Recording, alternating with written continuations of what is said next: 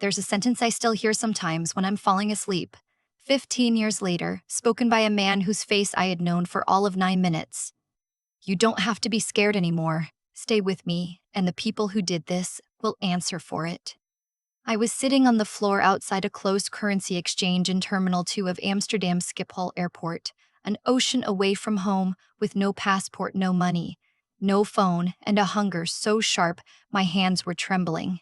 And the strangest part of that whole terrible day wasn't him. It was the slow, sick understanding of what had actually happened to me 4 hours earlier. My mother had not lost me. She hadn't gotten turned around in a crowd or assumed I'd wandered to a different gate. She had stood there, listened to my brother lie straight to her face, and then walked down a jet bridge and flown to another continent without me, on purpose. And 4 hours after that, when the Dutch police finally reached her and she learned what my brother had really been planning, that this was never about a delayed teenager or a family squabble, but about the $400,000 our father had left in a trust with my name on it, every drop of color drained out of her face. The woman who told me that story years later said she thought my mother was about to faint. But to understand why being left behind on that cold floor was honestly the luckiest thing that ever happened to me, you have to understand how completely invisible I'd already been for most of my life. My name is on my nursing license now, and on the door of a small foundation I run out of an office in Asheville. But back then, I was just the quiet one, the afterthought. We lived outside Greenville, South Carolina, in a brick split level my father bought the year I was born. He died when I was 7. Heart attack in the driveway on an ordinary Tuesday in October, while I was at school learning cursive. I came home to a yard full of neighbors and a mother who couldn't stop shaking. And after that, nothing in our house was ever really steady again. My brother was 11 when our father died, and somewhere in all that grief, my mother decided he was the one who'd been hurt the worst. He became, in her eyes, the man of the house, 3 years older than me, broad-shouldered by 14, the kind of boy teachers call a natural leader. He played varsity baseball. He had a smile that made adults forgive him before he'd even finished doing whatever he'd done. And he could do no wrong. I mean that almost literally. If a lamp got broken, I broke it. If $20 went missing from my mother's purse, I'd taken it. If there was shouting, I'd started it. I learned before I was 10 that defending myself just made the punishment longer, so I stopped. I got small. I got quiet. I told myself that if I could just be good enough, helpful enough, invisible enough, my mother would eventually turn around and really see me. She never did. Not for years. The only person who saw me was my grandmother, my father's mother, who lived 3 hours away in the mountains in a little house that always smelled like cinnamon and wood smoke. She mailed me books with notes tucked inside the covers. She called on my birthday every single year, which mattered more than it should have, because my mother forgot it more than once. My grandmother used to tell me stories about my dad when he was a boy, and she had this way of looking at me like I was worth looking at. But she was getting older, her knees were bad, and I only saw her a few times a year.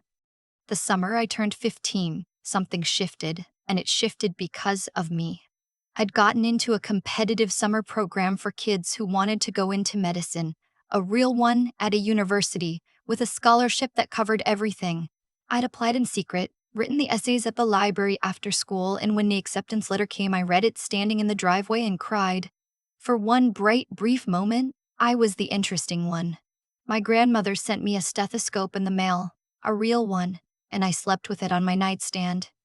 My brother hated it. He didn't say so directly. He was too smart for that. He just started making little comments. Said med stuff was a fantasy for people who couldn't make varsity. Said I'd probably wash out and embarrass everybody. Said the scholarship was likely a clerical error. And my mother, instead of telling him to stop, just changed the subject and asked him about his pitching arm. That was the whole architecture of our family in one moment, if I'd known how to read it. 2 weeks before our trip, I learned something I wasn't supposed to. I came home early from the program. A professor had canceled an afternoon session, and the house was quiet except for my brother's voice drifting down from his room. His door was open a crack. He was on the phone, pacing, and his voice had an edge I'd never heard before. It's almost 500,000 when you count the insurance, he was saying. And it's all under her name, not mine. So she can't find out until it's too late to do anything. Once I'm 18, I can deal with it. I must have made a sound, because the floor in that hallway creaked, and he was out the door in a second, face flushed. "Were you listening to me?" he hissed. "I just got home," I said. "I wasn't." "Stay out of my business." He stepped close enough that I could smell his deodorant. "I mean it." He went back into his room and shut the door, quietly, which was somehow worse than slamming it. I stood in that hallway with my backpack still on, turning his words over. Whose name? What insurance? $500,000? It didn't fit anything I knew about our family. We weren't poor, exactly, but my mother clicked coupons and worried out loud about the water heater. I told myself I'd misheard. I wish I'd told my grandmother. I wish I'd told anyone. I wish I'd told anyone. I was 15 and I let it go. The way you let go of a dream you can't quite hold on to in the morning. The trip came out of nowhere. My mother's hospital. She worked in billing, ran an employee raffle, and she won a travel voucher. 2 weeks in the south of France. It was the first real vacation we'd taken since my father died, and even I got swept up in it. The itinerary routed us from Atlanta to Amsterdam, a long layover at Schiphol, then a short hop down to Nice. I packed one carry-on. My brother packed 2 checked bags and a duffel. I remember laughing to myself about it, thinking I'd learned not to take up space even in the overhead bin. There was one odd thing about the booking, and I didn't think anything of it at the time. Because of how the voucher worked, my ticket had been purchased on a separate reservation from theirs. Different confirmation number. We were all on the same flights, but in the airline system, I wasn't attached to them. My mother had grumbled about it on the phone with customer service for an hour. I'd thought it was just an annoyance. I didn't understand yet that it was the loophole that would let me disappear. The flight to Amsterdam was 8 hours. I had a window seat a few rows behind them. Every so often, I'd see the top of my brother's head leaning toward my mother, the two of them laughing about something, and I'd feel that old, familiar ache and push it back down. I read most of the way. I watched the little plane icon crawl across the ocean on the screen.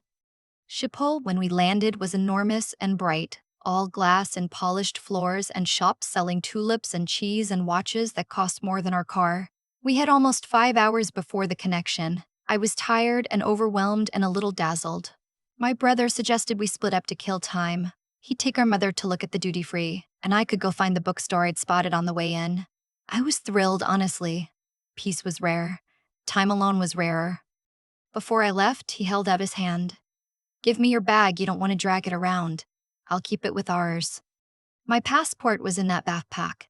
My boarding pass, the $80 in euros my grandmother had pressed into my hand at the airport, folded into a little square, for emergencies, baby. I handed it over without a second thought. He was my brother. He was holding our mother's bag too. Why on earth wouldn't I trust him? I have replayed that moment more times than I can count. I have wanted to reach back through 15 years and grab that girl by the shoulders and tell her to hold on to that bag like it was the only thing keeping her alive, because in a way, it was. I spent maybe 40 minutes in the bookstore, then wandered past a coffee place, then found a bathroom, one of those big, quiet ones tucked off the main concourse, where I couldn't hear the gate announcements over the hand dryers. By the time I came out and made my way back toward where we'd agreed to meet, near a big departures board, they were gone. I waited. I told myself they'd lost track of time in the shops. 15 minutes. 30. The sick feeling started low in my stomach and climbed. Finally, I went to a service desk and asked the woman there about the flight to Nice. She typed, frowned, typed again. "That flight is boarding now, at the far end. You should hurry." Then she looked at my empty hands.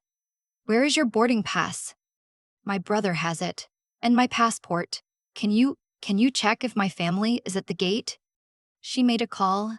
I watched her face change. She asked my name and I told her, and she repeated it into the phone, slowly, and then she set the receiver down and looked at me with an expression I will never forget, because it was the first time that day an adult looked at me like something was very wrong. 2 passengers with that surname boarded 10 minutes ago, she said carefully. You did not check in for this flight. The reservation under your name shows no movement. They are closing the doors.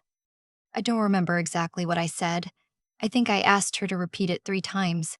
I think I said there had to be a mistake, that they would never, that my mom was right there, my mom was right there, that I think I started to cry because the truth was arriving in my body before my mind would accept it. My mother and my brother had walked onto that plane, and the doors were closing, and I was on the wrong side of them, with nothing in my pockets but lint.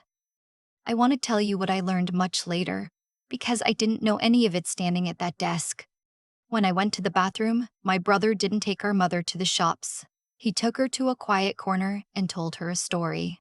He told her I'd been sneaking around the whole trip, that I'd been messaging some man I'd met online, someone in Europe, and that I'd told him I was going to slip away during the layover and meet him. He said I'd screamed at him when he confronted me, that I'd said I hated the family and never wanted to come back. He'd even shown her a couple of text messages on his phone, messages he'd written himself, to a number he controlled, as proof. And then he'd gone to the gate alone, found a harried agent, and explained that his sister had a separate reservation and was flying on a later connection with relatives who were meeting her. There was no checked bag of mine to pull. My name wasn't paired to theirs in the system. The agent paged me twice over the terminal PA, but I was under a hand dryer half a concourse away.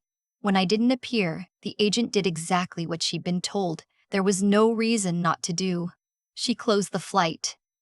My mother, exhausted, jet-lagged, primed by a decade of believing every word that came out of her golden boy's mouth, didn't ask to see me herself. She didn't go look. She decided I was being dramatic and ungrateful, that maybe a few hours of consequences would teach me to appreciate what I had. She thought she was teaching me a lesson. She had no idea she was leaving her 15-year-old daughter stranded in a foreign country because her son was a liar who had done the math on our father's estate. But I didn't know any of that. All I knew, standing at that desk, was that I was alone in one of the busiest airports on the planet with no passport, no money, no phone. My mother had taken my phone before the trip to limit screens, and no way to even call her, because I didn't know her number by heart. I knew it started with 864, our area code, and after that, it was just a blank where a memory should be. The kind woman at the desk pulled my mother's number from the booking and dialed it herself.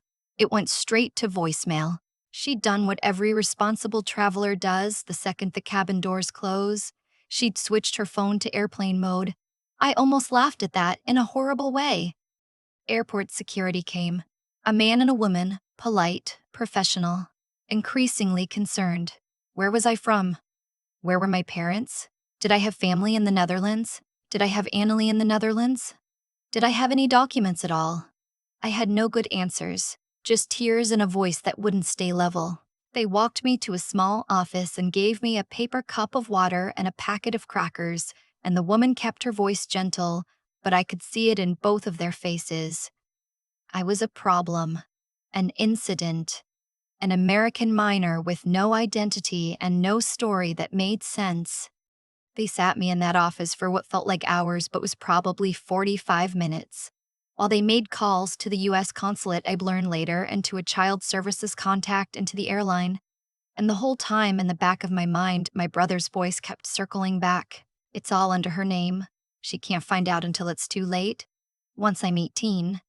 He was turning 18 in 2 months. I didn't understand what a trust was. Not really. But I understood that my own brother had a reason to want me gone, and that the reason had a dollar amount.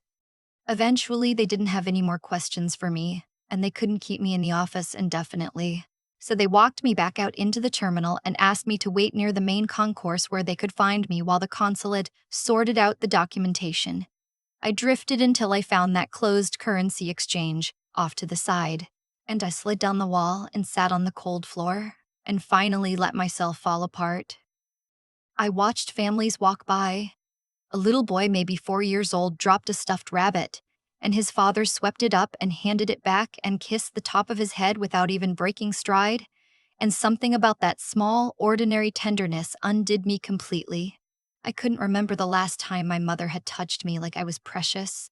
I'm not sure she ever had. That's when I noticed the man. He wasn't close.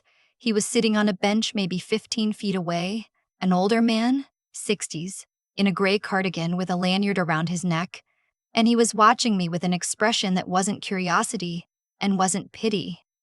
He looked, more than anything, sad. After a while, he stood and came over slowly, and he stopped a respectful distance away, like he understood I was a frightened kid and didn't want to crowd me. "You've been here a long time," he said, in lightly accented English. "Are you traveling alone?" I wiped my face with my sleeve. Every instinct I'd ever been given said don't talk to strange men in airports, but my own mother had just gotten on a plane and left me on the floor, so the rulebook didn't feel especially trustworthy at the moment. I told him the truth, all of it, in a messy rush. The bookstore, the backpack, the closed doors, the empty system. He listened without interrupting, and when I finished, he was quiet for a moment, and then he sat down on the floor next to me, a man in his 60s and his nice cardigan, lowered himself onto that hard tile so he wouldn't be looming over a crying girl, and I think that's the moment I decided to trust him. "I'm a manager here," he said. "Guest services. I've worked in this building for 26 years.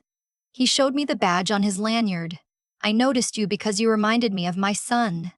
He looked off across the concourse. "He died 9 years ago. He was 16. You have the same way of trying very hard not to cry where anyone can see you." I didn't know what to say to that, so I said I was sorry, and he nodded. He didn't take me anywhere. That mattered, looking back. He didn't say, "Come with me," and pull me off into the building. He stayed right there on that public floor and started making things happen with the quiet authority of a man who knew exactly which doors he could open. He walked me, slowly, in full view of everyone, to his department, sat me at a desk, got me real food from the staff cafeteria, a proper hot meal, and stood by while a colleague brought me a blanket. Then he made calls to the consulate, to the airline's duty manager, and, eventually, with my permission and the consulate's help, to a number in South Carolina that did not go to voicemail, my grandmother's. I have never in my life been so glad to hear a voice. She was already up. It was the middle of the night her time, and the consulate had reached her before I did. She was crying and furious and trying to be calm for my sake all at once. "I've got you," she kept saying. "You hear me? I've got you. Don't you move from that man's office. I'm getting you home."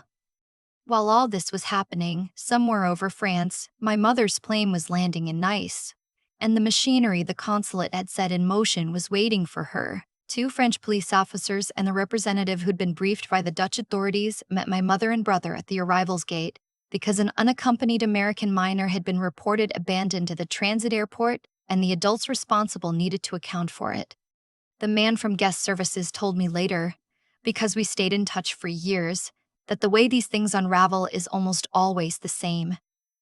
The liar is so confident he keeps lying right up until the lie can be checked. My brother, faced with actual police, doubled down on the story about the man I'd supposedly run off to meet. So they checked. They asked for the messages he'd shown my mother, and the moment a real investigator looked at those texts, the whole thing came apart, because the number he'd been messaging was a second prepaid line registered in his own name. He'd built the evidence himself and never imagined anyone would look closely. My mother sat in a small room at the Nice airport and watched her son lie to police and watched it fall apart in real time, and somewhere in there she understood what she had done, that she had handed her daughter's passport to the one person on Earth with a reason to want her gone, that she had boarded a plane and flown to another country and left her 15-year-old on a floor. That was the moment the woman who debriefed her told me that all the color went out of her face. It took 2 days to get me home. The consulate issued emergency travel documents. The airline, mortified, flew me back in a seat at the very front of the plane, the kind that folds into a bed, and the flight attendants checked on me so often and so gently that I cried again, but for a different reason. 9 hours of warm towels and a real dinner on a real plate and a blanket that smelled like clean cotton, the most cared for I'd felt in years. and it came from strangers who'd been told what happened to me. My grandmother was waiting at the airport in Atlanta. She looked smaller than I remembered, and her hug was exactly the same, fierce and warm and smelling like cinnamon. She didn't drive me back to the brick house in Greenville. She drove me up into the mountains to her house, and she put me in the back bedroom with the quilt, and she told me I didn't have to make a single decision that night except whether I wanted soup or grilled cheese. I said both. She made both. I didn't go home after that, not to live. There were meetings with caseworkers, with a family lawyer, with a counselor who had a basket of fidget toys on her coffee table and never once told me to calm down. The state got involved because a minor had been abandoned abroad, and that's not a thing that just gets smoothed over. My mother wasn't charged with a crime. The people who looked at it decided she'd been deceived rather than malicious. And honestly, knowing her, I think that's true. But it was decided, with everyone's agreement, including a very subdued version of my mother, that I would live with my grandmother. Custody moved to her. My mother was required to do counseling and to follow a set of rules about contact. And for the first time in my life, there were adults in a room whose entire job was to make sure I was protected from my own family. My brother was 17, so it went through the juvenile system. Theft. He'd taken my passport and money. False statements to police in 2 countries. Some of it the foreign piece couldn't reach, but plenty of it could. He got probation until 21, mandatory counseling for what the evaluator called manipulative and antisocial tendencies, hundreds of hours of community service, and a record that quietly ended his recruitment by the college program that had been courting him for baseball. The thing he wanted most, the future where everyone kept telling him how special he was, evaporated, and the money he'd done it all for never came near him, because the trust had been built specifically so that he never could. That part I didn't learn until later, when my grandmother sat me down at her kitchen table with a shoebox. "I've been keeping these for you," she said, "waiting until you were old enough to understand them and until it was time." Inside were my father's papers, the trust documents, bank statements, a life insurance policy, and at the very bottom, a letter in his handwriting dated about 10 days before he died. He had known. Not the specifics. He couldn't have known he'd be gone in a week, gone at all, so young. But he'd watched my brother in the years after he started getting too good at charming adults and too cruel to me when no one was looking, and it had frightened him. He couldn't quite name what he saw, but he felt it. So when he set up his affairs, he protected me. He put the bulk of what he had, a life insurance payout and a trust funded from the sale of his share in the small contracting company he built, into an arrangement under my name, controlled by an independent trustee, our family lawyer, with money I couldn't touch until I was 25. He'd reasoned that my mother would always make sure my brother was provided for, that my brother would never go without. It wasn't favoritism, he wrote. It was that he knew which of his children would be looked after, and which one might need a wall built around her while she grew up. The letter was addressed to me. The last lines are written on the inside of my arm now, in my own bad handwriting, in ink, where I can see them every day. To my brave girl, you are the strongest heart in this house, even if no one tells you so. There will be storms, you're built to walk through them. Be patient, be kind, but not so kind that you let yourself disappear, and know that your father saw you every single day and loved you more than the whole loud world. I'm proud of you, always have been. Dad. The trust, when it finally came to me at 25, was a little over $400,000. It paid for nursing school with enough left to be careful and a little brave at the same time. I worked pediatric oncology for 6 years, which sounds heavy, and was. But those kids taught me more about courage than anyone. And a few years ago, I used part of what my father left me to start a small foundation that does one specific thing. It helps unaccompanied minors who get stranded in transit, kids who fall through the cracks of separate reservations and closed doors, and adults who should have looked closer. We've helped a few hundred of them now get home. The universe, it turns out, has a sense of humor, and sometimes it's a kind one. I stayed in touch with the man from the airport, the one in the cardigan.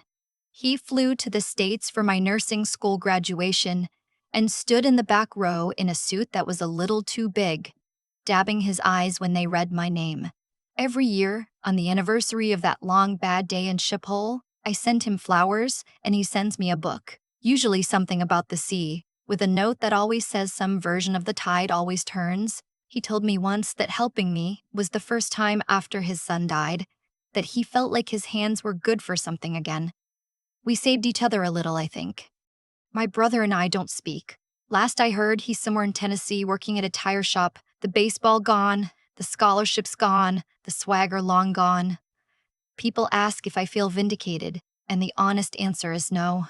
I don't feel triumph. I just feel a quiet, settled relief that he's far away and can't reach into my life anymore. The hatred burned off years ago. What's left is just distance, and I've made my peace with it. My mother is harder. She came up to the mountains a few weeks after I got home, and she'd aged 10 years in a month. Hollow-eyed, hands that wouldn't be still. She sat across from me at my grandmother's table, and she didn't make a single excuse. She didn't try to soften it or explain it away. She just said, "I failed you. I don't know how to fix it, but I'd like to try, if you'll ever let me." I looked at her for a long time. This was the woman who'd chosen my brother over me for as long as I could remember, who'd believed his lies without ever once checking, who had boarded a plane and left me on a floor. But she was also the woman who'd worked herself raw after my father died, who'd lost her husband at 34 and been buried under it, who was flawed and frightened and finally willing to say so out loud. "I don't know if I can forgive you," I told her. "Not now. Maybe not for a long time." She nodded and the tears just ran. "But I'll try," I said. "If you do the actual work, not sorry once and back to normal, the real thing. Therapy, honesty, you earn it back, slowly." "I will," she whispered. "I promise, I will." It took years. It's still taking. We're not close the way some mothers and daughters are close, and we probably never will be. But she did the work, she kept the appointments. She learned, late in the hard way, how to actually see me. And now when she looks at me, there's something in her face that wasn't ever there before. Something that's been earned instead of assumed. We're real with each other now. After a lifetime of being invisible in my own family, real is more than I ever thought I'd get. People hear this story and they get angry on my behalf. At my mother, at my brother, at the airline, at all of it. And I understand that. For a long time I was angry too. But here's the thing I've landed on. 15 years and a whole built life later. The worst day of my childhood was the day someone finally had to look at me. The doors closing on that jet bridge were the first doors in my life that opened onto somewhere better. I lost a family I'd been disappearing inside of, and in the same breath, I got a grandmother who raised me, a stranger who refused to walk past me, a father reaching out from 10 years in the ground to build a wall around his daughter, and eventually, slowly, a mother who decided to become someone worth knowing. I was the easy one, the quiet one, the one who learned to take up as little space as possible so that maybe, someday, somebody would notice. Somebody finally did, and it turned out the smallest, most invisible person in that house was the one her father had been protecting all along. For a long time, I believed the worst thing that happened to me was being left on that floor in Amsterdam. Now I think the worst thing was everything that came before it. All the years I made myself smaller and smaller, hoping that if I took up no space at all, somebody would finally choose to look at me. My brother didn't ruin my life that day. He just dragged into the open something that had been rotting quietly for years. People reveal exactly who they are the second they think no one is checking, and my brother had been showing me who he was for a decade. I just hadn't let myself believe it. Here's what that day taught me about cause and effect. Nothing happens out of nowhere. My brother didn't wake up cruel. He was built, brick by brick, by a mother who told him he could do no wrong until he believed it. And I wasn't rescued by luck. I was rescued because a father who'd been gone 10 years had quietly built a wall around me before he died.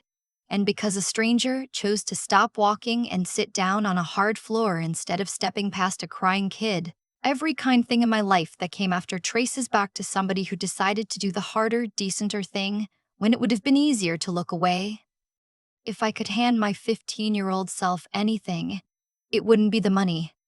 It would be three things I had to learn the slow way. The first is to stay decent, even when no one around you is. Because the man in the cardigan didn't help me to be repaid. He helped me because that was simply who he decided to be. And that kind of character is the only thing that holds when everything else falls apart. The second is to actually look at the people in front of you and believe what you see, not what you wish were true. My mother's whole catastrophe came from refusing to look closely. She took the easy story because the true one was too painful to hold. Clear eyes would have saved us both years. And the third is the plain, unglamorous strength to keep walking through the storm when you have no passport, no money, and no idea if anyone is coming. Because they almost didn't come. And the only thing that got me from that floor to the life I have now was refusing to stop putting one foot in front of the other. I run a foundation for stranded kids now because of all three of those things, not just one. Decency made me want to. Clear eyes let me see the gap nobody was filling.